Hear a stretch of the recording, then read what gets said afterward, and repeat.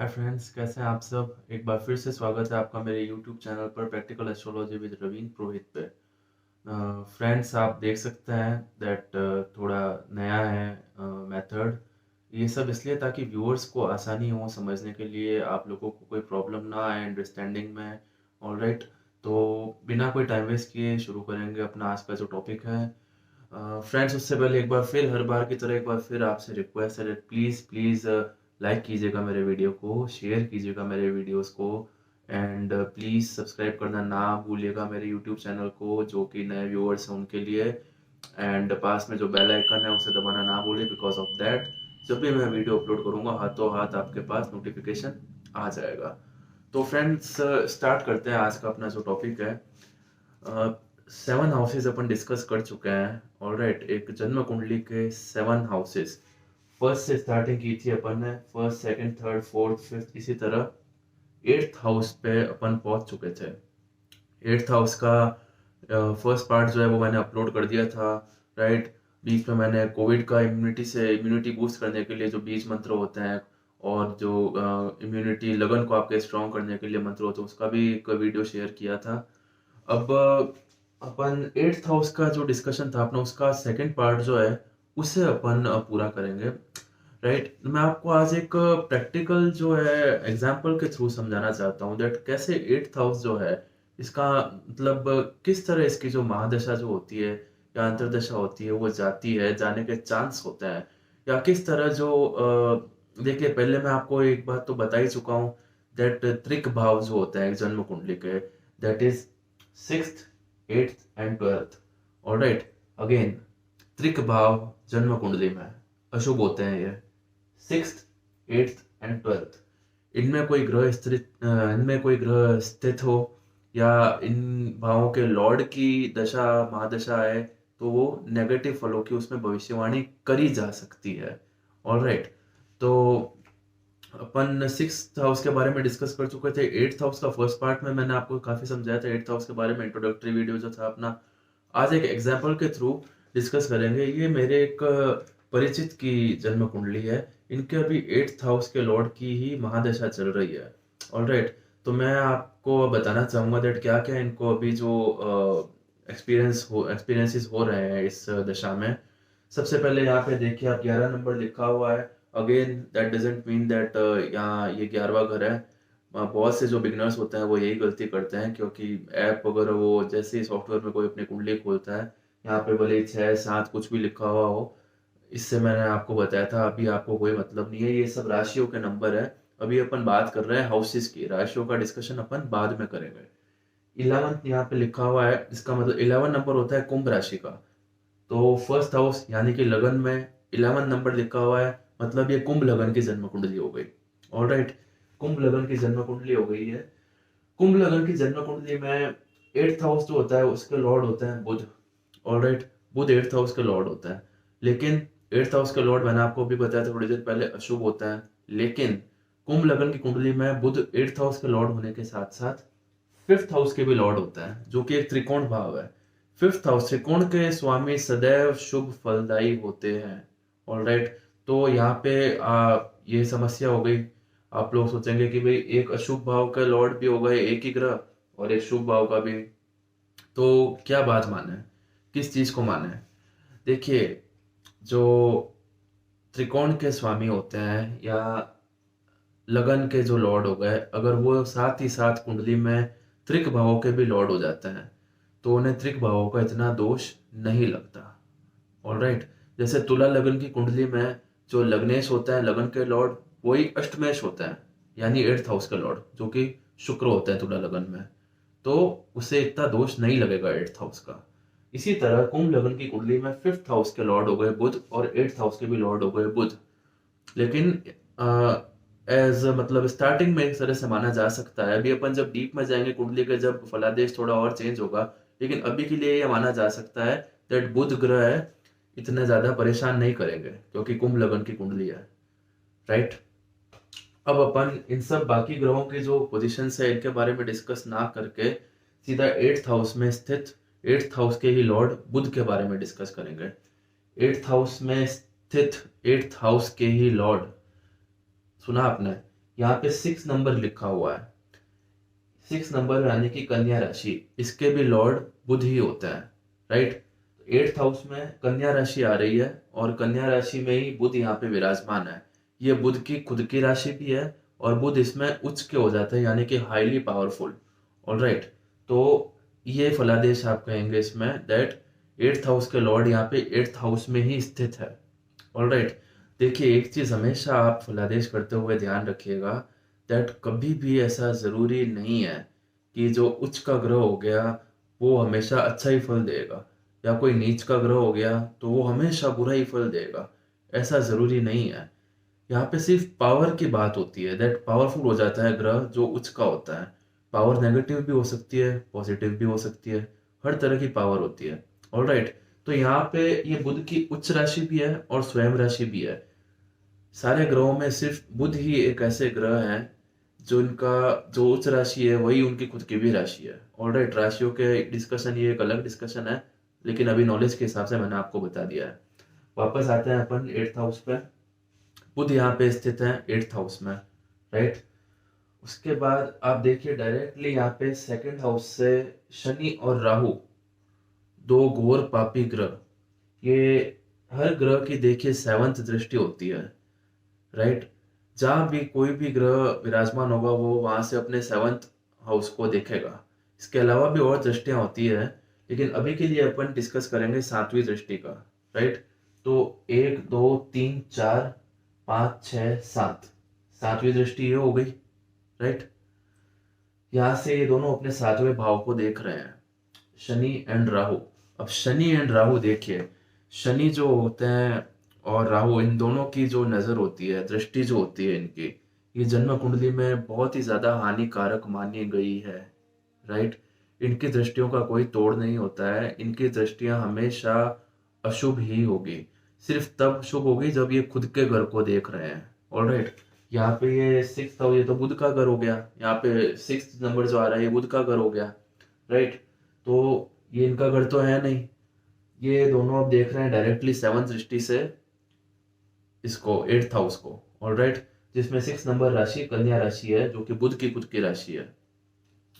तो दो घोर पापी एंड क्रूर ग्रह 8th हाउस में स्थित 8th हाउस के लॉर्ड को देख रहे हैं, तो ये नेगेटिविटी आ गई।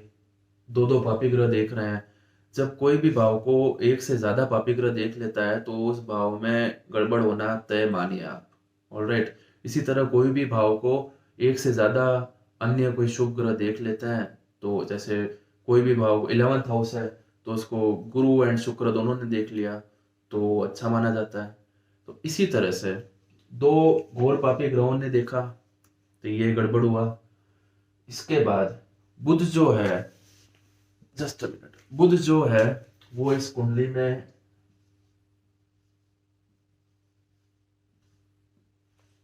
रेट्रो है, राइट। बुध रेट्रो वक्रीय है इस कुंडली में ऑलरेडी। वक्रीय कोई भी देखिए जब ग्रह होता है तब वो बहुत ही ज्यादा मतलब डिस्टर्बिंग हो जाता है।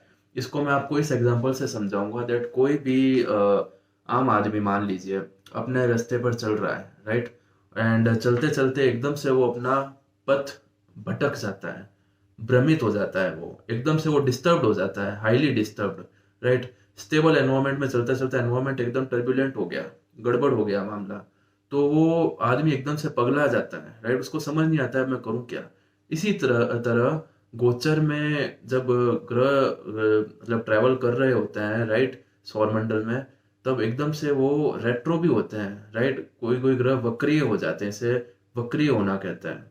वक्रीय से वापस मार्गीय भी होते हैं ग्रह, लेकिन परमानेंटली इस कुंडली में ये ग्रह ऑलरेडी वक्रीय हुए हुए हैं, राइट। दो दो अशुभ ग्रहों की दृष्टि प्राप्त है, राइट। इनकी और इनकी दृष्टि प्राप्त हो रही है, जो ये नेगेटिव हुआ। उसके बाद रेट्रो हो गए बुध, ये नेगेटिव हुआ इस कुंडली में।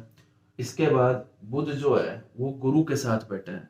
गुरु कुंभ लगन की कुंडली में हाईली मारक होता है, डबल मार्केश होता है ये, बिकॉज 2nd हाउस का भी लॉर्ड है और 11th हाउस का भी लॉर्ड है गुरु इस कुंडली में। तो यहाँ पे बुध हाईली मारक ग्रह होता है, राइट। वैसे तो गुरु नैसर्गिक एक शुभ ग्रह है, बट यहाँ पे मार्केश का काम करता है कुंभ लगन में। ऑल राइट, तो यहाँ पे गुरु भी बुध के साथ विराजमान है, तो ये भी इसको डाउन कर रहे हैं। अब यहाँ पे केतु, केतु ग्रह, राहु और केतु देखिए एक हाईली मिस्टीरियस ग्रह होता है। अब यहाँ पे केतु भी विराजमान है बुध के साथ। बुध का ये स्वयं खुद का घर है, राइट। मैंने आपको बताया था 6 नंबर यहाँ पे लिखा हुआ है, 6 नंबर राशि के लॉर्ड बुध होता है। All right.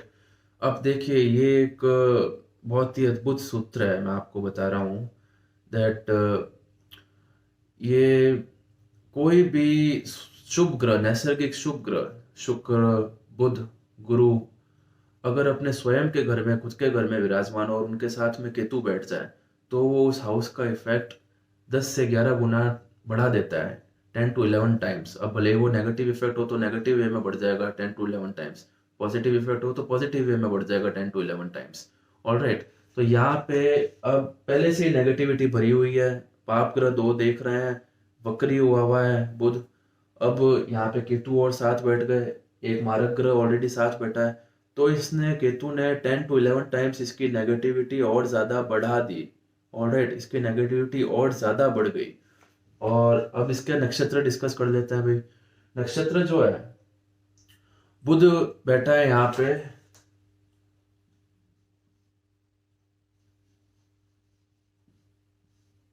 हस्त नक्षत्र में। ऑलराइट, हस्त नक्षत्र में इस कुंडली में बुध विराजमान है। हस्त नक्षत्र के लॉर्ड होते हैं चंद्रमा। ऑलराइट, चंद्रमा यहाँ पे कुंभ लगन की कुंडली में अगेन एक त्रिक भाव के लॉर्ड होते हैं, 6th हाउस के। तो ये भी अशुभ हो गया। एक त्रिक भाव के लॉर्ड के नक्षत्र में विराजमान होना, ये भी एक नेगेटिव चीज हो जाती है। तो इतनी ज्यादा नेगेटिविटी, तो जैसे ही इनकी जो दशा स्टार्ट हुई, महादशा बुध की, अब देखने में कैसा लगता है कि भाई 5th हाउस के लॉर्ड हो गए, कुंभ लगन की कुंडली है, तो अच्छा फल देंगे। लेकिन अपन ने डीप एनालिसिस किया है इसका, अपन को ध्यान पड़ा है इतनी ज्यादा नेगेटिविटी इसमें बुध में भरी हुई है। तो सबसे पहले इनकी जैसे ये दशा स्टार्ट हुई, सबसे पहले इनकी संतान से अनबन होनी स्टार्ट हुई, राइट। उसके बाद घरेलू प्रॉब्लम होनी स्टार्ट हुई। 8th हाउस का इफेक्ट भी देंगे, दुख, पीड़ा, तबीयत खराब, अपमान, ये सारी चीजें, ये सब इनके साथ होनी स्टार्ट हुई।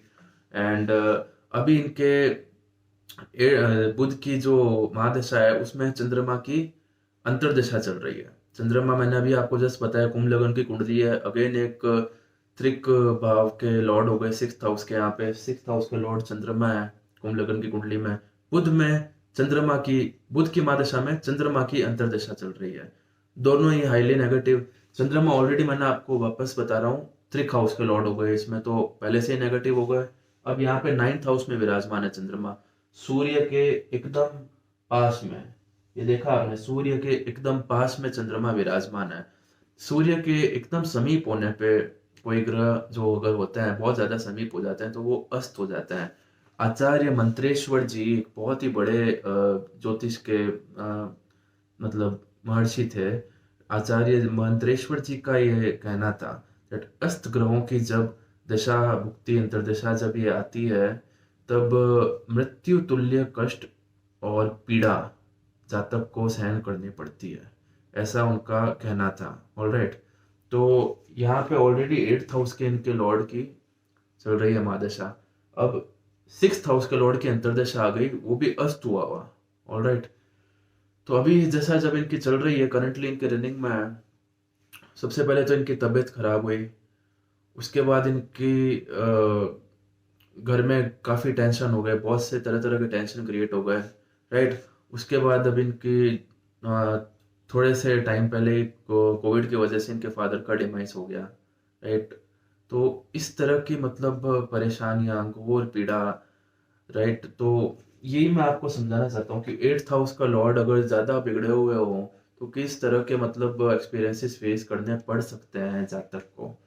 ऑलराइट, अब चंद्र के बाद इनके मंगल की अंतर्दशा आएगी, वो इनके 7th हाउस में विराजमान है, वो भी सही नहीं है। तो आप देखिए कि मतलब पहले से ही 8th हाउस के जो लॉर्ड है वो इतने नेगेटिविटी लेके मतलब हुआ है प्लेस, तो उसके बाद और ये जो अंतर्दशा भी चल रही है वो भी अशुभ है। तो बहुत ही ज्यादा इसमें अगर जातक ने कुछ उपाय नहीं किए तो इनके साथ बहुत गड़बड़ी हो सकती है। ऑलराइट, तो आशा करता हूँ आपको मेरा आज का जो वीडियो है वो समझ आया होगा 8th हाउस के बारे में।